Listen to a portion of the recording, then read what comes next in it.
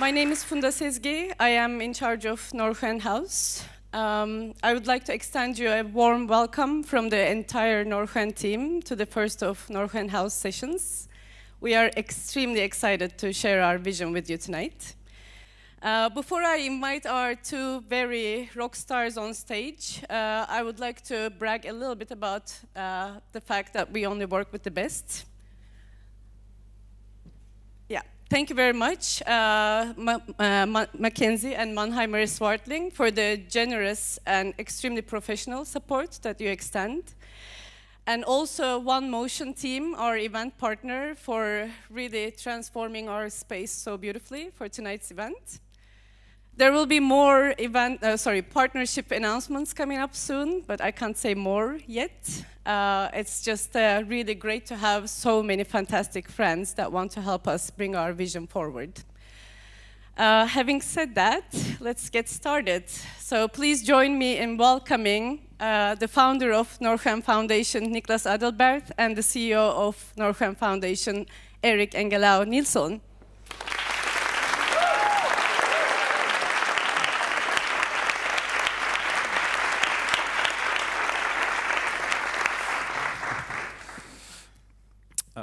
Thank you. So, as Funda said, this is the first time we try something like this. So you are our test users, and we're the test case. It may fail miserably, but we're going to give it a good attempt of making something that's interesting for you guys. The idea tonight is that we're just going to talk about Norrsken, our ambitions, our plans, but even more so, where did it all come from? So we're just going to have like a fireside chat first, and then we talk to each other between 1 to 5 to 10 times per day. I really like Niklas, but it would be great if you guys could interrupt us or like raise your hand if you want to challenge something we say. Doesn't it make sense? Just raise your hand and we'll have this a little bit interactive. We are complete beginners. And we started out with this 6 or 9 months ago, or 12 or 14 in your case. So everything back then was super new, and now we take it for granted in many ways, which makes... is there a hand over there already? No. It's a phone. It's a phone, okay. Great, fine. No, but what I was going to say is that things that we take for granted now were completely new to us 5 or 6 or 10 months ago. So just call bullshit or ask if something needs clarification or if we're not making sense. Just raise your hand. Okay, so we'll start, Niklas. How are you feeling right now?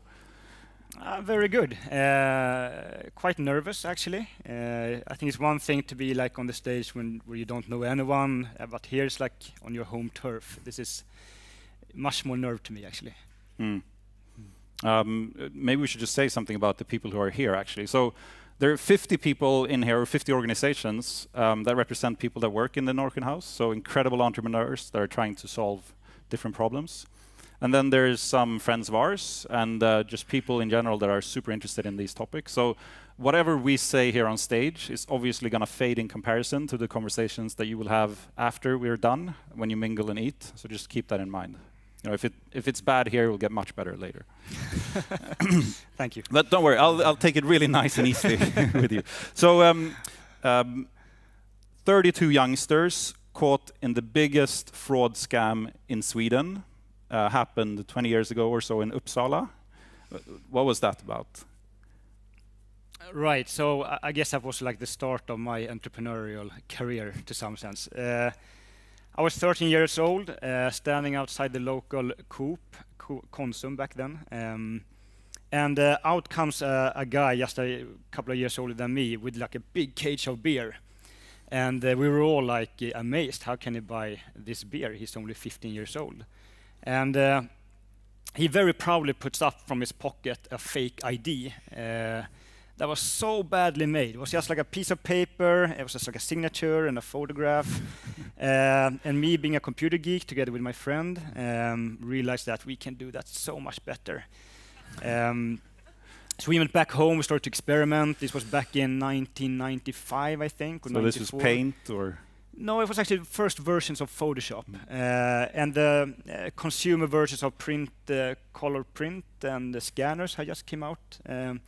So this was just in the beginning of that kind of phase. We started to experiment, came out quite all right, started to use it, started to brag about it, started to sell them to our friends. Went on to Mirk back then, was like a former version of Facebook, tried to sell to other people that we didn't know. Went quite good. We went over to cinema, gift vouchers and food coupons, and it's quite good business. And we really didn't realize what the hell we were doing until like 1.5 years later, when it was a person getting caught live in McDonald's because they sent out this rikslarm all over.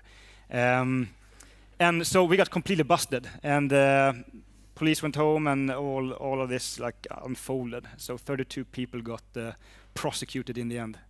That was a good experience being 15 years old. But I actually learned a couple of things. First of all, I learned that being on the wrong side of the law is really painful in terms of like when the phone rings, you get super scared and so on.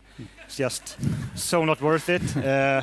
But the other thing is that it's really kind of fun to do business. And sell stuff. Right. And sell stuff, I guess, yeah. Because you often talk about the importance for you back then of getting recognition and affirmation at home.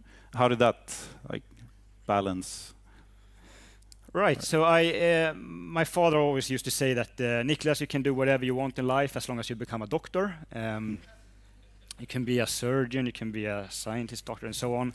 So I think I always like been grown up in that kind of performance-based self-consciousness to some degree. If I perform really good, I think I get the maximum love from my family.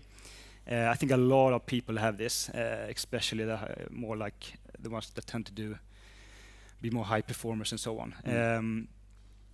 So to me, it was always important to perform. And when it came to this, then I wanted that it should be big when I sold this kind of fake IDs. So I guess it played into somehow.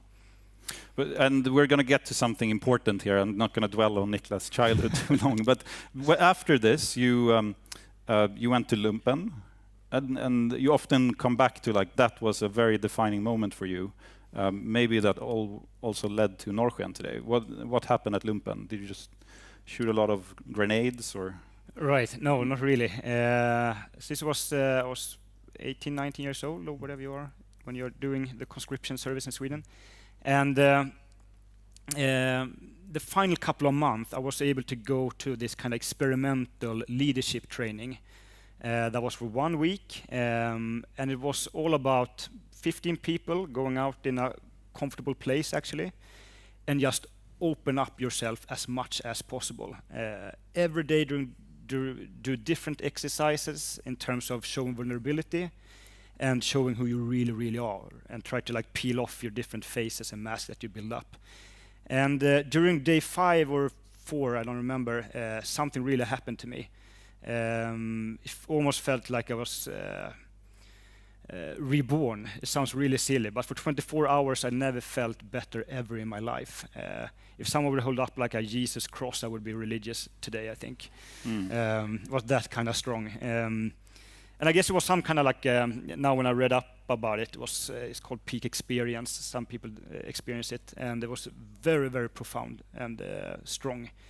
And just one outcome of that, I think, was that before this, I tended to exaggerate a lot, even going in and lying and trying to like put myself on way too high shares or whatever you say. But after this, I really, really tried to stay as truthful as possible to myself and my surroundings. So after this, then you start Klarna. Yeah. Okay. So you become this. You find some sort of spiritual self. You join Handels, and then you start Klarna. I love credits, and that was like my. How does that? It doesn't make sense. No, it really doesn't. We should prepare this before, I think, right? I love this.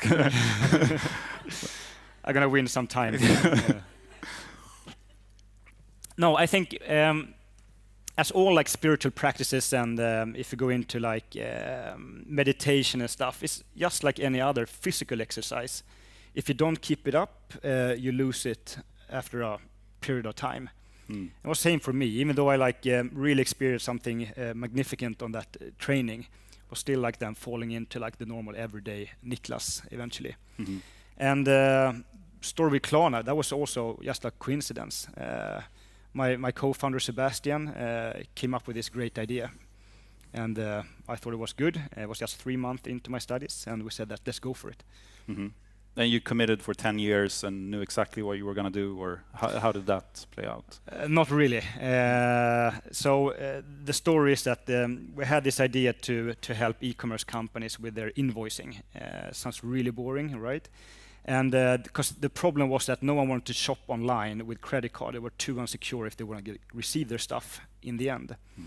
But if you could pay on invoice, you could first get your stuff home, touch and feel it, and then 14 days later pay that invoice. And problem was that the e-commerce companies had too high losses. Because in Sweden, if you have marks on your credit list, betalningsanmärkning, and you have 18 of them, maybe you don't care as much if you get number 19. And then you order online and you don't end up paying, and that e-commerce company loses that money. So our solution was that we credit check the person before they buy, and then we allow that credit so that you can buy an invoice. Problem with this idea was that we had no experience whatsoever. I mean, I had experience from doing fake IDs, and after that, Burger King to pay off the böter.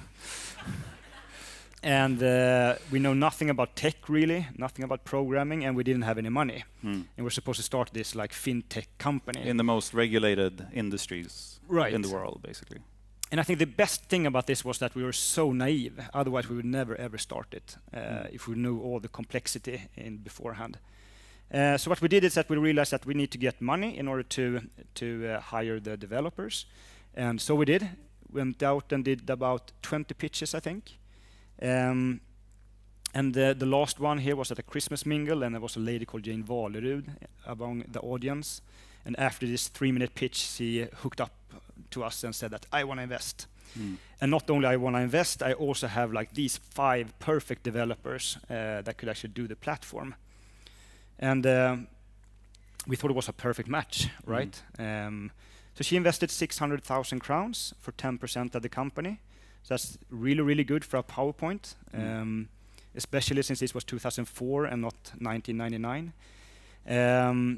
And the developers, the 5 of them, they got 37% of the company, which was a very tough decision, right? So before we even started, half of the company we not gave away, but we sold for that kind of services. But without that, it would not be a Klarna today. So we're very happy that we were generous when it came to the shares. So you tackle the most regulated industry there is. You have 0 experience. You don't really understand how you develop the product. Where do you start then? Like, what did you do on the first day? Yeah, I think we almost spent like 2.5 weeks on the business cards. We thought it was so important that we're going to be super legitimate. So we had this like confirmation suit on and trying to be so grown up as possible. And we thought that the business card was so important that it was going to be like a relief standing up and so on. So we did horrible, bad prioritizations in the beginning, just like everyone else are doing. But I think that what really kept us going is that we set on the same ambition that we want to build something that could really be a big payments company in Sweden.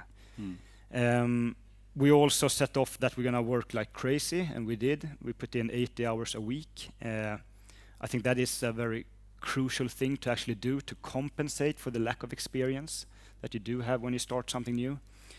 And finally, we realized after some time that it's also important not only to put in the hours, but also be very disciplined about them. Just as when you're studying for some exam, if you're not disciplined enough, you will end up doing the laundry or whatever. It's the same thing with starting a company in the beginning. If you're not very focused, you will not end up doing the most important thing. Procrastination, I think it's called. So we ended up, one thing we did was that we turned the screens we turned them so that we all could see them at any given time in order to keep that discipline. Because it was always, when I looked at Sebastian's screen, it was always like Star Trek on. When he looked at my screen, it was maybe Expressen or whatever and so forth. Because even though you need to do that specific to-do, you tend to do something less important. So I think that helped a lot. And then it was just creating the to-do list and just start off and just trying to do them and bit by bit. How did you get your first customer? That's the most tricky part, right? And we were very lucky with Klarna. We had like the first not a relationship, but a relation with Nelly.com. We know the entrepreneur Jarno since before. And he was very nice to us and let us be like the test client and test supplier for him. And that was completely crucial. I see so many companies now that doesn't have this first customer, and then they sit in their cellar and try to think what the customer needs, and that is never working. So much better to expose it to some customers very early on so that you can adjust, and then you do it together. Right. So, Funda, am I supposed to read the questions now or when? Okay. I'm just going to take one or two questions because it's... What are the key personality traits for entrepreneurs? That's a good one. I think the number one is probably impatience. That you have constant sense of urgency. I guess that one is important. I think hard work. It's so boring things here, right? But I actually think that. And perhaps then discipline. Okay, so Klarna, you joined that, you worked hard, and then 10 years later you decide to do something else. Why? Right, so I think it was like a process more. And I know when I started Klarna, I was set up like I'm only going to do this for 2 years, and then I'm going to do something else because I can't do invoicing for more years than that. But when you're into it, we set a goal. We want to be bigger than Price Runner. They were the big heroes back then in terms of valuation and what they accomplished. And I think they got sold for 100 million SEK. So we really want to reach that target. And but when you're into the business, you constantly set new bars, or we did at least. And then Niklas Hemström sold Skype for 18 billion SEK, and then constantly or immediately we set another target. So these 2 years become 3 years, 4 years. I wanted to reach the next milestone in terms of financial, private financial targets, but also like yet another front page and so on. So once again, back to this, I guess, performance-based self-consciousness to some degree. And realizing then after like 6, 7, 8 years that this is not a successful strategy to become happy, just to constantly chase the next target. I realized, thanks to like some psychotherapy and some other leadership training, that I need to change somehow. And I knew then that I wanted to do something meaningful. But it was also like a battle inside me. I mean, should I wait for another 5 years to become even richer so I can help even more people? When should you stop and so forth? It's not very easy. And you always compare yourself to other entrepreneurs. Should I wait until maybe I reach the Bill Gates kind of thing, but who does and so forth?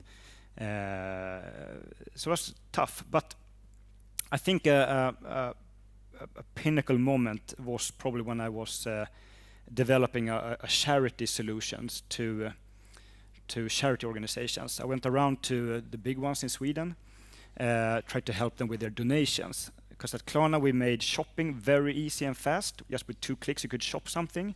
What about if you could donate money in the same easy way?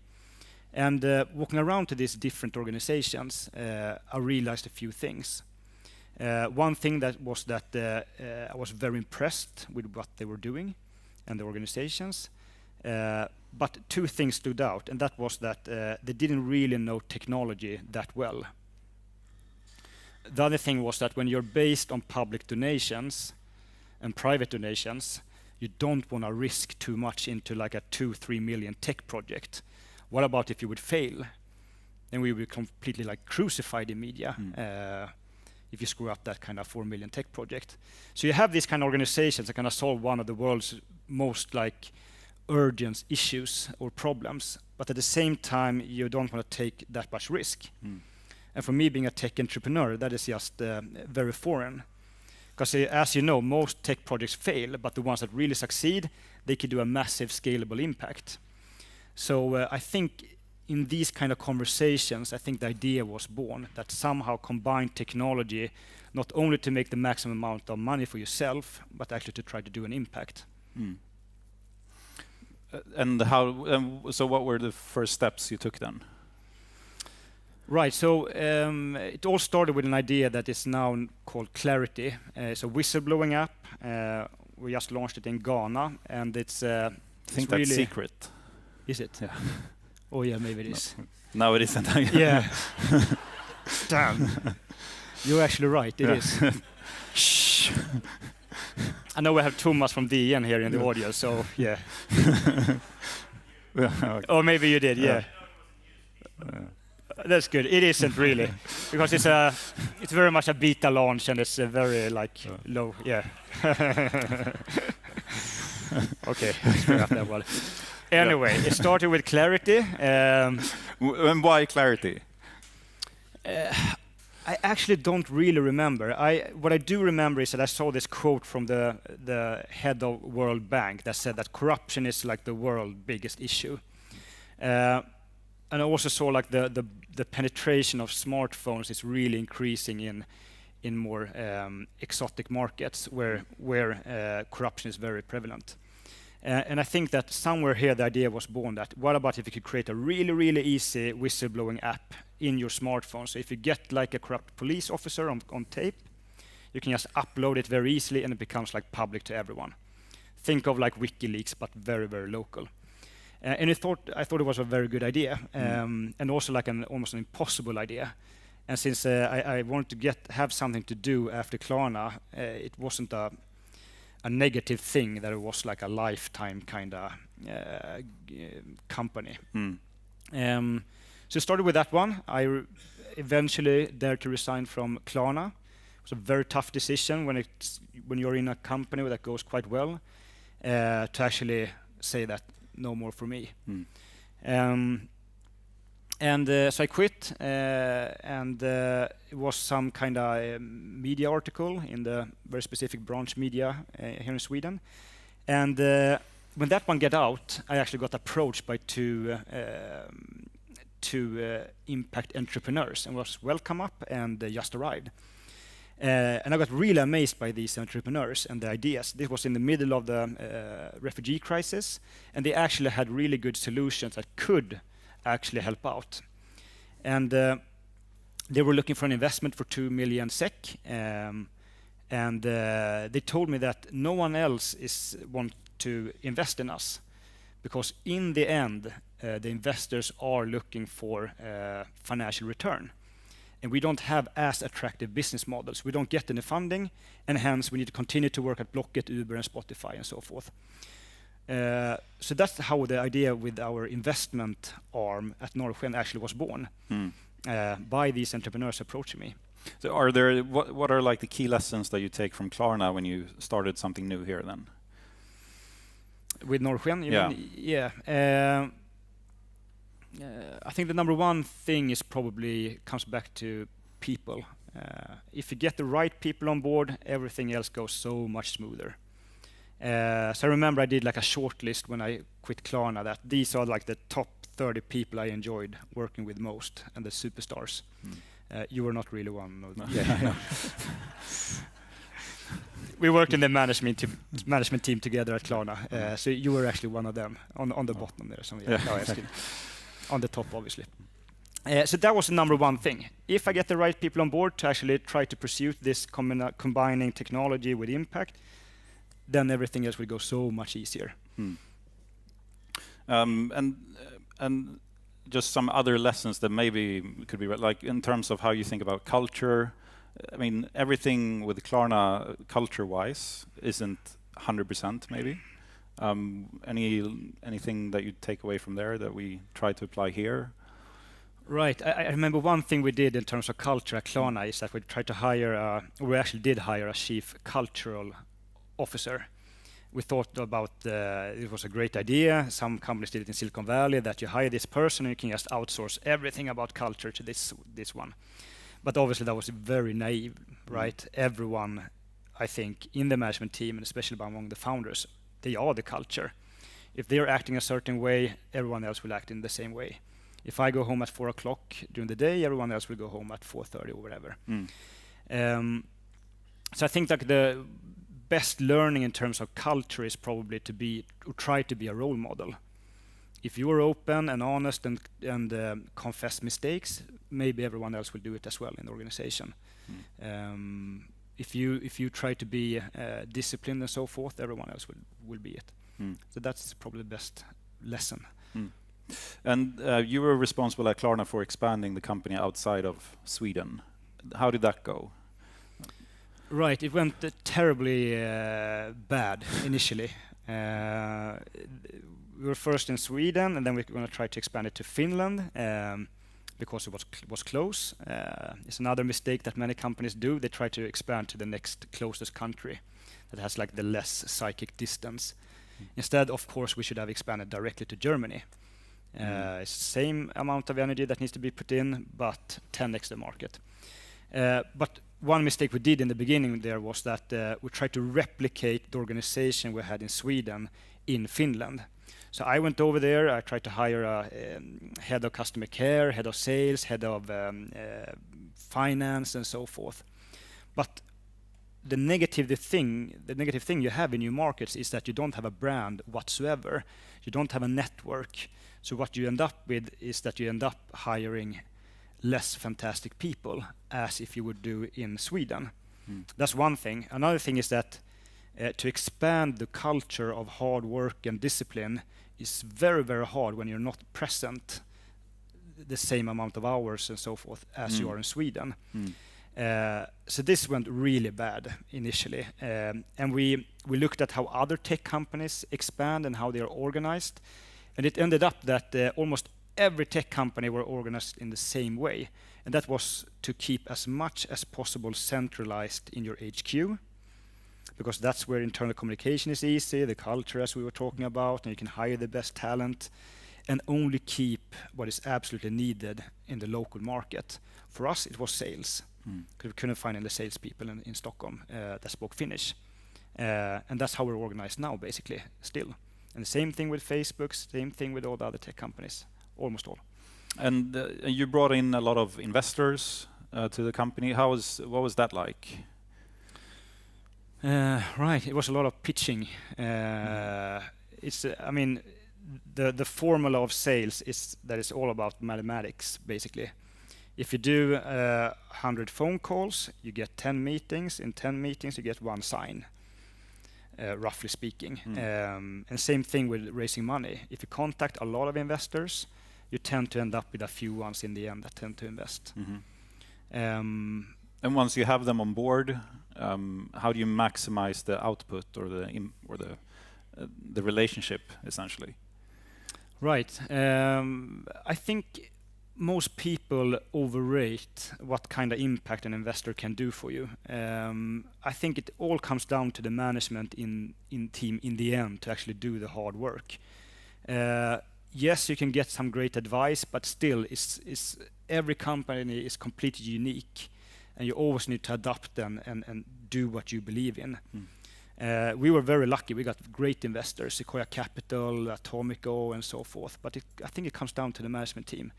And instead maybe work more with maybe like an advisory roles for specific areas instead of having this very glamorous, glitterous board.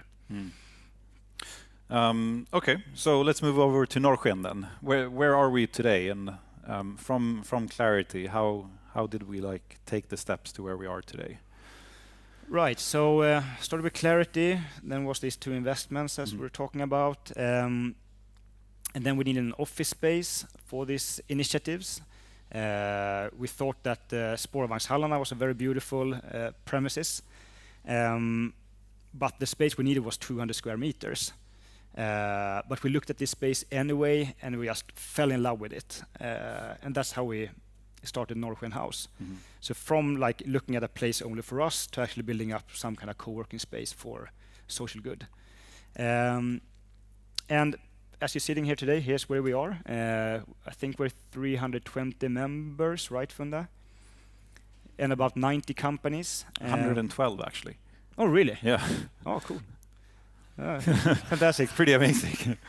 So with that said, I think I should pass this question over to Norrsken's CEO, Erik Engellau-Nilsson. Where are we today? Yeah. Actually. No, but what I was going to ask is when we started Norrsken and where we are today, it's not like you knew exactly what was going to happen. It's so obvious when you look back retroactively to think that there's a super straight line from point A to point B. But in fact, we were just super opportunistic and jumped on things when they come up, right? Completely. So what was the strategy to start with then? I think we all agreed on execution is our strategy.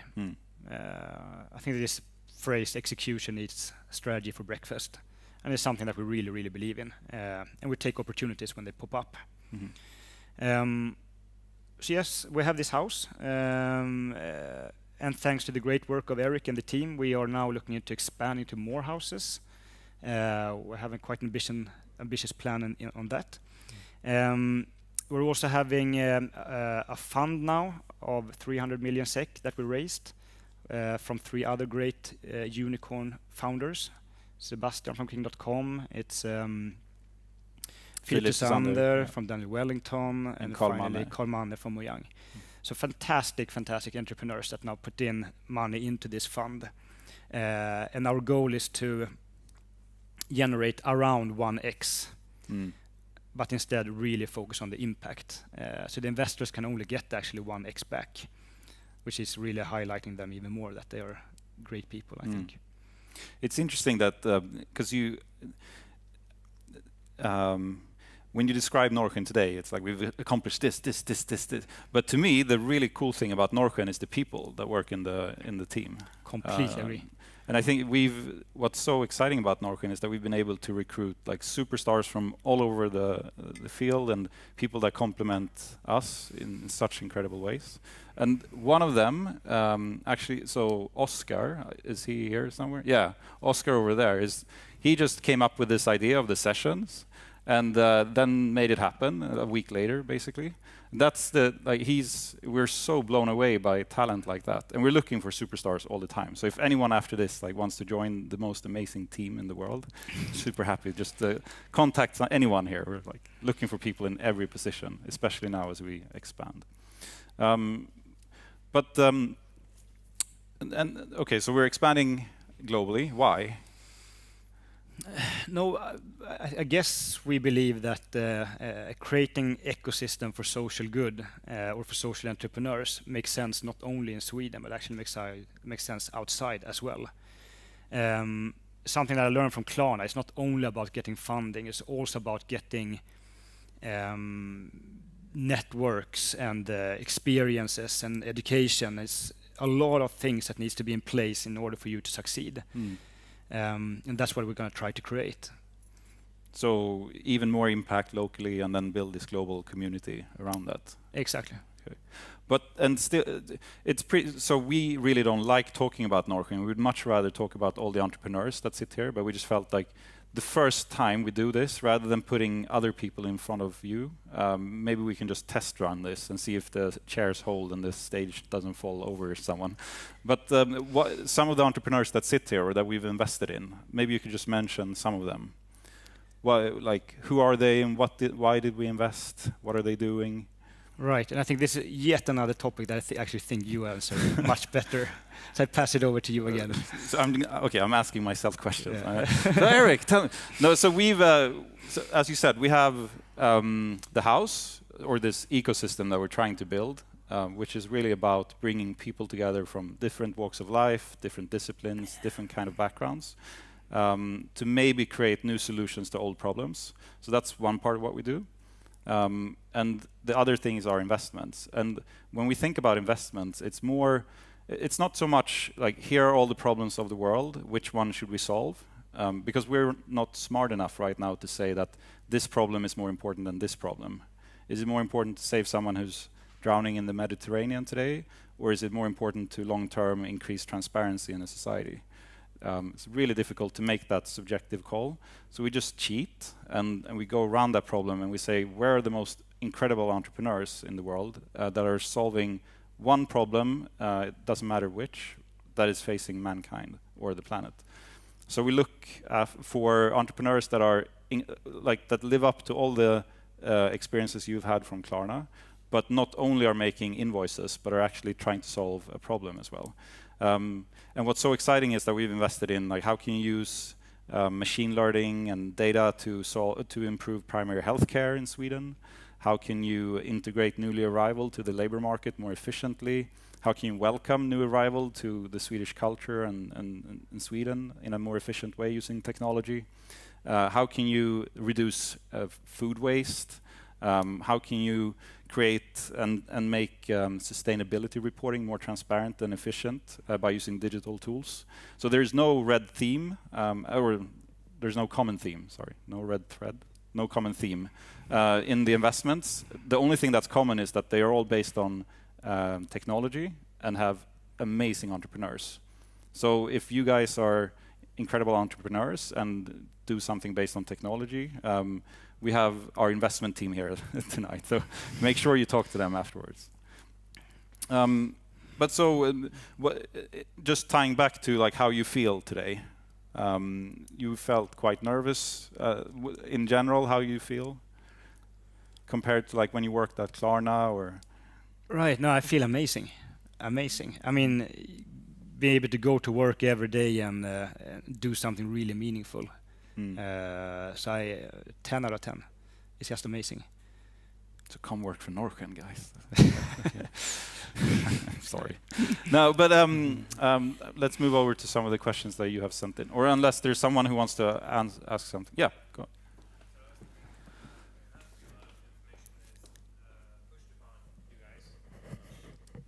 There has to be a lot of information that is pushed upon you guys by various people that are interested in your time and attention and money. And where do you go when you pull information? What's the most important sources for you? It's a very good question. Yeah. And just to add to that, what sucks most in our job, I guess, is to reject people, come up with these amazing ideas, but you just don't have the time enough to take that coffee or do that investment. I think we've been really bad in pulling information. We've been quite reactive, or at least I've been very reactive and opportunistic. Things have popped up to me rather than me finding information. But you are a much better reader than I am. And I mean, I'm the biggest nerd in the world, so I read as much as I can. And I read biographies and weird books about farming and artificial intelligence. The nerdier, the better. But in terms, to be very concrete, go to Hacker News. Y Combinator has the best resources in the world if you want to start companies. The internet. It's helpful. Yeah. I don't know. Twitter is pretty amazing, actually. If you follow the right people, you get pretty good recommendations. Something that inspired us quite a lot is something called effective altruism. Maybe you know of it. It's a philosophy that is all about how can you make the biggest impact given the resources you have. So if you're very good in hedge fund analytics or whatever, maybe you should continue doing that and then donate some excess money instead of yourself sitting in a soup kitchen or whatever. And that's something that very much inspired us, that what do we know that could add maximum value? Well, we know something about technology, something about entrepreneurship, and I've been lucky to succeed with Klarna. We have hence a lot of money, or some money, and then putting that into doing maximum impact, which we hope is Norrsken. Maybe we should talk about impact, because there were 3 or 4 questions about that. When you think about impact, what does that mean even? Yeah, that's really, really tricky. I don't think we have a perfect definition of it. I guess it is something that in the end have a net positive effect on the world. And when you look at some initiatives and some ideas, not all of them actually have a net positive if you calculate in all kind of different factors. So that's a tricky thing. Was that an answer? Yeah, absolutely. And what are the first? We've talked about that. What would you say to Jane Valerud today after your success? No, so I speak to her every now and then. What was quite unique with her was that we were looking for a 400,000 SEK investment, and right before we were supposed to sign, she actually added 200,000 without demanding any more shares or anything. Just basically donating 200,000 extra into Klarna, and that is just completely unique, I think, as an investor. Yeah. Why did she do that? No, she realized that you guys will not manage on 400,000. You will actually burn a little bit more. And she was right. So it was like, I think we got down to like 500,000 burn before we were able to turn and show a profit. So that's just how amazing she is. So every time I meet her, I try to like just thank her for believing in us. Any more questions here? Yeah.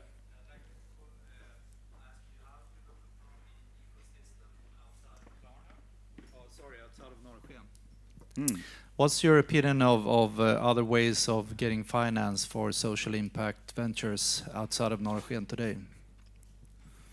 Yeah, super good question. I think this is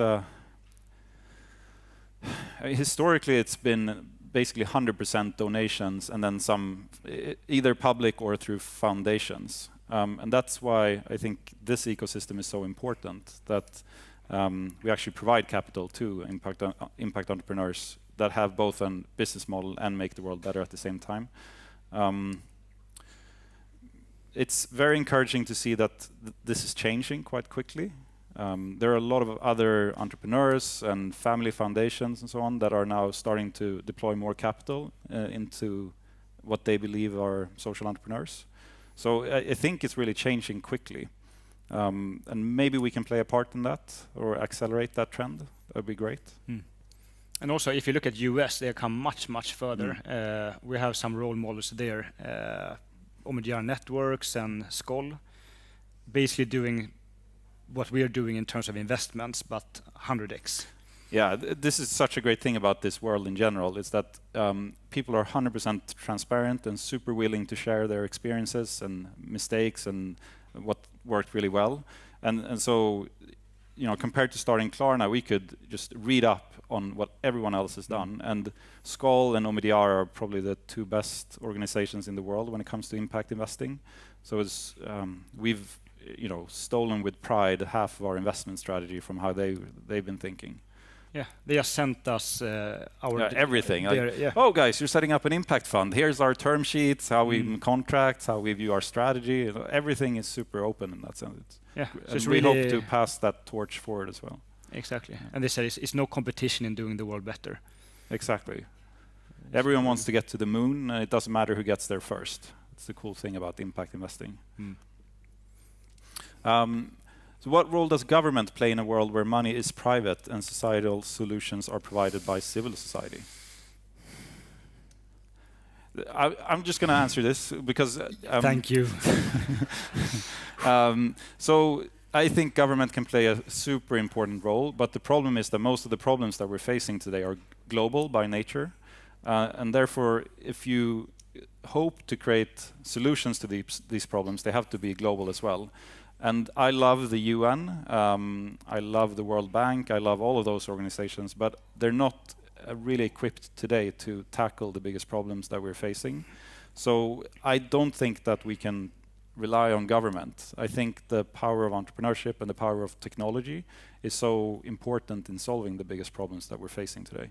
So while government can do certain things and maybe in some ways accelerate this trend, I think it's down to us in this room and other great entrepreneurs. Any other questions here? Yeah.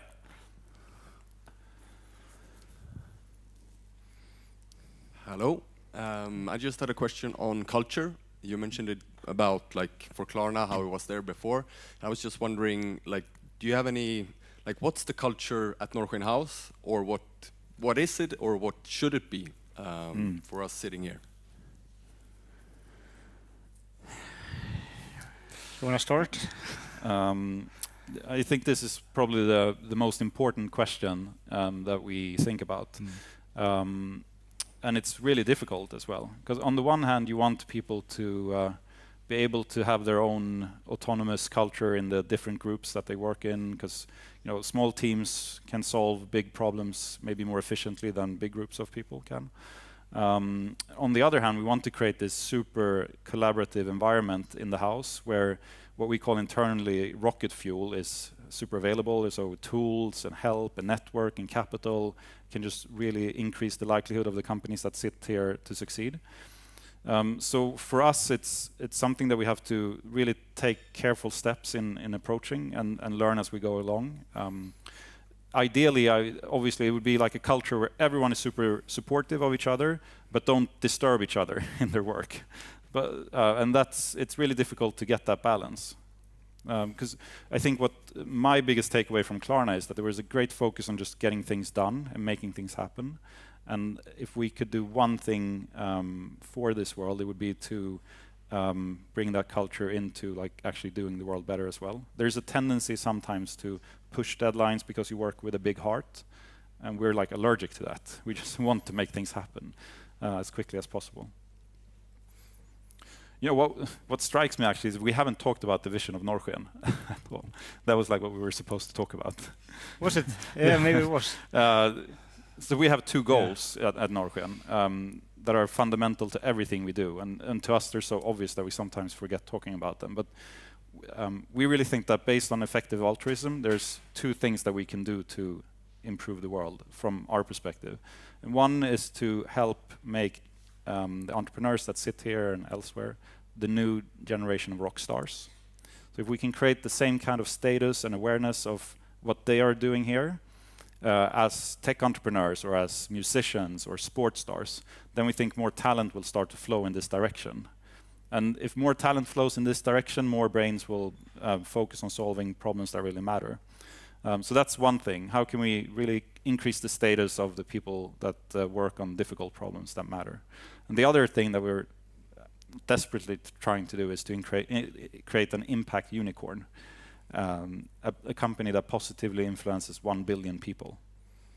The most ambitious target you can have, and we're probably going to fail, because there aren't any impact unicorns out there. But we're going to try, and we're going to give it our everything to get there. How did you come about those? Because I just inherited them. Where are they from, actually? Right, that's a good thing about hiring great people to actually execute on what you come up with. What was it? I just think that the important thing that Sennström did to Swedish tech, it can't be exaggerated. I think that really lifted everyone that this is actually achievable. Someone from Sweden can actually start a very big company, and if we can replicate that, but a company that is even more focused on impact, as you say, that could have a tremendous effect. I think it would be no Klarna today if it wasn't because of Sennström acting as that role model. So I think it makes sense to a large extent. Yeah, Fabian.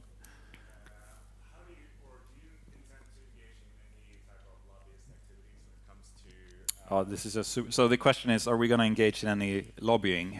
Yeah, when it comes to allowing for investment to fund into social enterprises, because I know that's why the US is much larger, because there's actually tax alleviances for investors investing into social enterprises.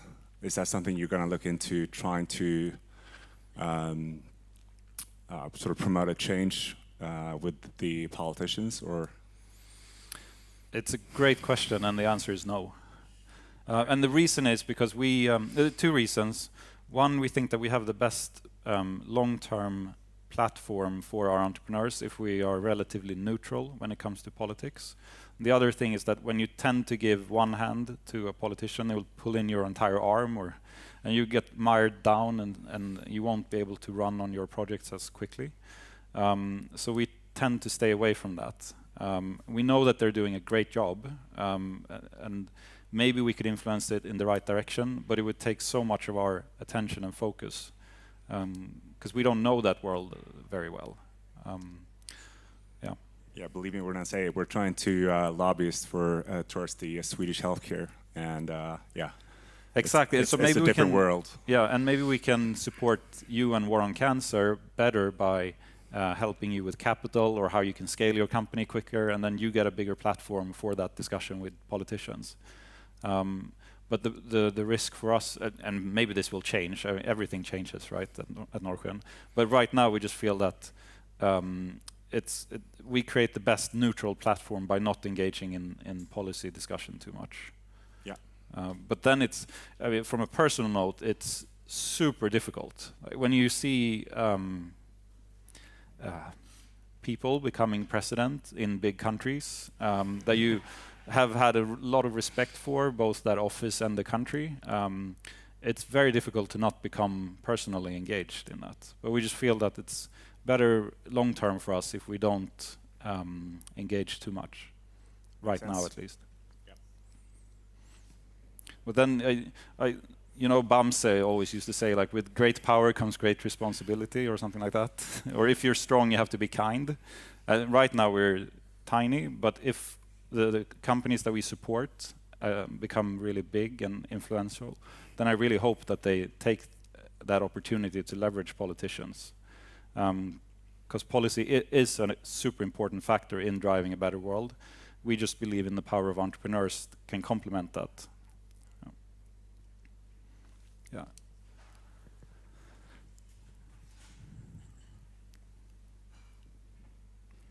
So you, one of your initiatives is 29K, and I know a little bit about that. But if you would describe, and that's the goal there is to achieve a mindset change for leaders. What would you say is how would you define the mindset change that is needed in society for, I guess, to go towards the moon? Should we let in Erik Fernholm? He's homesick. Oh, really? Yeah. Darn. I think when it comes to the initiative 29K that we do together with Ekskäret Stiftelsen, to me at least to some extent is that everyone should be able to experience what I experienced back in Lumpen during that leadership training. Why should that kind of training cost 40,000 SEK? Where only then also a few experienced this. Because I believe that if you work on personal development, if you start to learn yourself even better, I think it's easier to take in different perspectives. So I think it's a very, very important mission that 29K is on, to enable this digitally to as many as possible. Because with this mind shift change, maybe you can then understand everyone else a little bit better. Anything to add to that? Yeah, the way I rationalize it is a little bit different. I think for me, if you look at last year, there were 875,000 people in the world that committed suicide. And for the first time in the history of mankind, that's actually more than the number of people who die out of war, crime, and terrorism combined. And that's a trend that is accelerating as well. And in addition to that, I think more people than ever are feeling lost or confused or in search of their values, or are facing decisions or turning points in their life that they don't feel really equipped to handle. I've done that 100 times myself.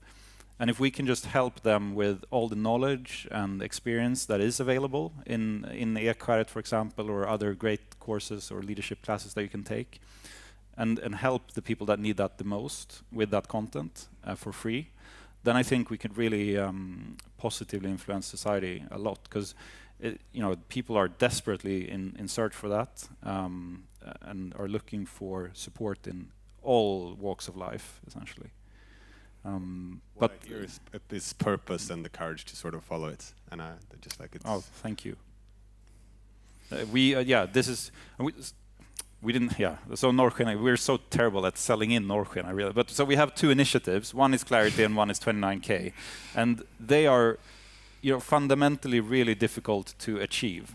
I don't think we're going to work our asses off to make them happen, but it's very high risk. And probably no one else would fund them, no one else would take on them, because there's so much risk involved. But if they succeed, they can really have a fundamental impact on society. So one is Clarity. Can we reduce petty level corruption globally? And the other is 29K. Can we increase personal growth and spread that and democratize it. And if we accomplish that, then we can really do something, I think. And because they're so high risk, we fund them entirely ourselves. So very different from our investments. Yeah.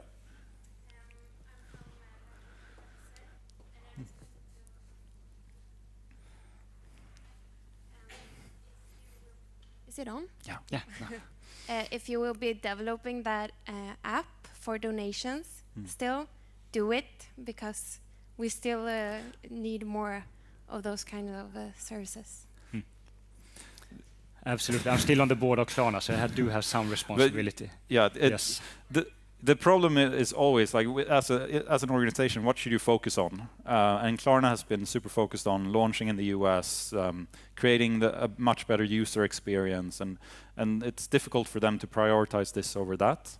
But I think we're at a really close point now where they will soon be able to talk about this more publicly. And I mean, the good thing for us is that it would increase the level of donations, because friction in giving money would be so much lower, and it would remove costs as well.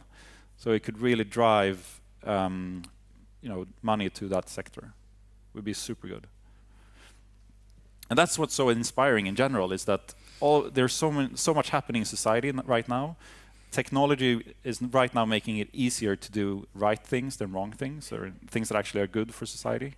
And that's what's so encouraging. And Klarna is realizing that as well, and so many other tech companies too. Yeah. Hey guys. Hey. First I want to say thank you for what you're doing. And then for me, one of the biggest issues we have is that naturally I see that we have a collaborative state of mind in our cooperation, but in society today, collectively, it's more based on competition. So what's your, do you have any on how do you try to act on that? Yeah. So okay, so the best person in the tricky questions to Erik. So the best person to answer this is actually Rasmus, who's thinking a lot about how we can create a more giving society using technology. It's such a difficult question. How do you encourage giving and less competition? Was that the question? Yeah. I think in at least how I've learned in my life is often by role models, and I've been very insecure as a person, so I often do what is considered cool, or what my role models do. So if we can give, create more role models that show that it's not actually so bad to give, it's even better than just compete, I think, and create status around that, or make it really easy, then I think it would influence me as well, at least. So more role models. I don't know. No, I totally agree. Totally agree. Yeah, Tobias. We're skipping on the screen sorry. thing. Yeah. I know about effective altruism, and a large part of it is about rationality. How do you question your assumptions and make good decisions and so forth? And so I thought a good question might be, how do you make sure to continually test and question your most crucial, most load-bearing assumptions, if you will? Yeah. To make sure you were investing and going in the right path? This is a good question. We can go deep on this, because we've thought about it so much. But the short answer is that everything we do has a tremendous opportunity cost. Because Norrsken is funded by what you sold. You sold shares in Klarna, essentially. And we could take that money and buy mosquito nets, which is the most efficient way of saving human lives per dollar spent. If you buy mosquito nets against malaria, that's the most efficient thing you can do, essentially.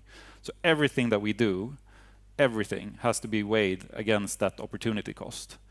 Is it worth for us to get this table when we could save a person from dying instead? Is it worth for us having this event? And so on. Everything we do has to be weighed against that opportunity cost. And we just feel that based on our experiences and what we know and what we can deliver, maybe we can have a bigger impact long term by doing what we are doing here at Norrsken, and helping more people getting involved in these questions, and maybe coming up with more solutions that are positive for society. But how to analyze it and measure it is really difficult, and we're not quite there yet. We're working a lot on the framework of doing that, but we're not there yet. No, I agree. This is probably the most difficult thing. I think we calculated that the money put in could save 10,000 plus lives or something if we donate it to an efficient organization. Just having that in mind all the time makes you really wonder a lot what to do. And that's why I also guess that the entire Norrsken thing is also not only good, but it's also a little bit of an egoistic thing of me doing because I enjoy it so much. Does it really make sense from an altruistic perspective? Only time will tell.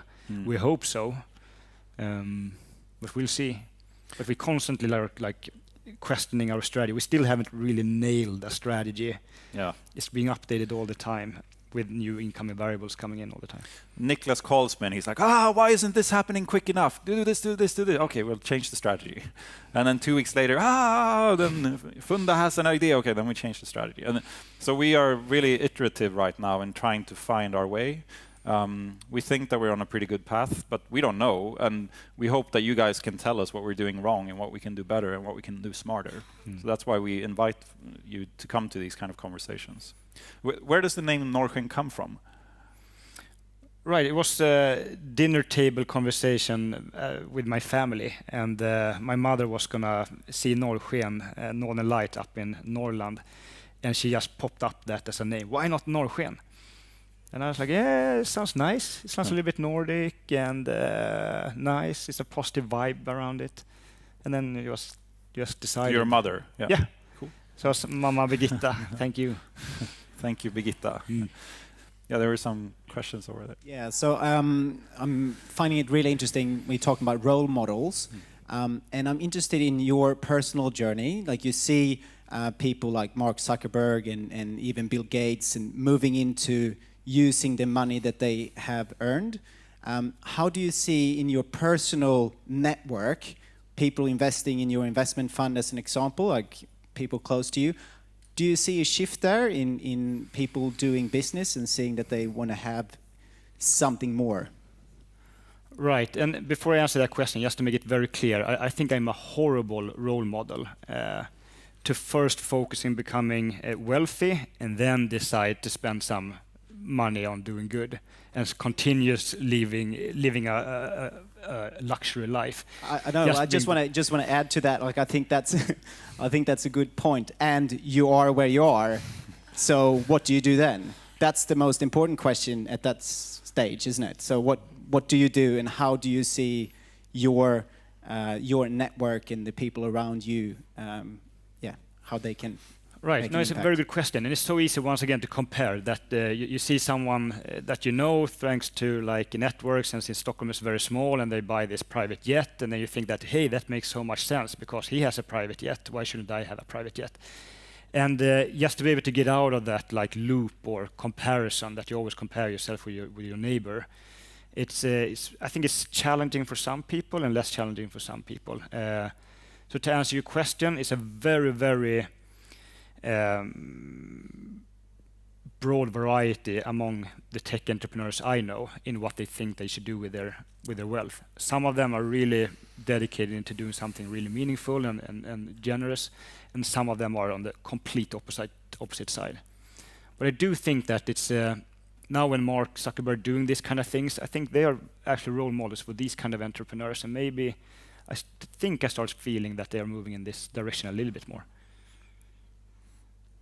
Yeah, I think if you ask the same questions the same question a year from now, it's going to be a different answer because things are changing quite quickly. Right, and Norrsken, I don't think we play a bigger part in that, but that I think that's just a generation thing, and the role models in US driving that a lot. Yeah, I had a question about, I wonder, how do you make sure that your investments actually meets users' needs or meets a problem that they perceive as a problem as well, not just something that you perceive as a problem?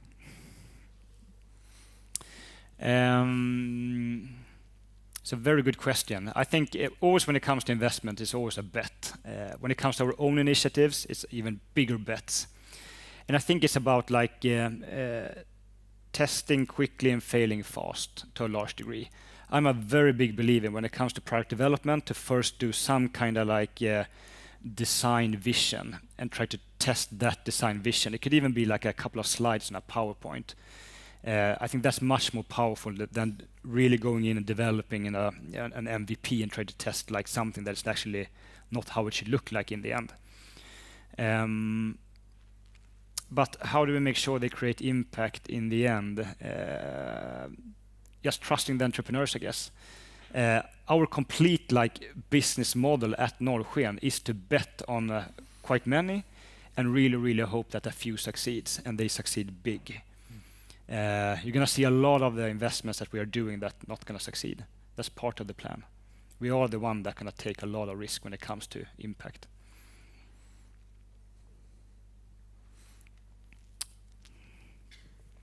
Yeah, we're okay. So we're wrapping up. Just one final question: like, who gets to pitch to Niklas? Right. I think we have some safety nets and so on now.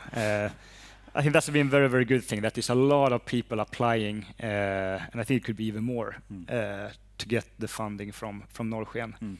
And eventually, if you pass the great people we hired as investment managers, whatever recommendation they do, I end up meeting as well. And so far, always gone on their recommendation. Yeah. So sorry for standing in your way for dinner and drinks for so long. Thank you. So much for listening and for being here and for supporting the entrepreneurs that work here. With your help, we can really raise the status around what they're doing and maybe create new role models even. So thank you so much for coming and for listening to us. We appreciate it. Thank you.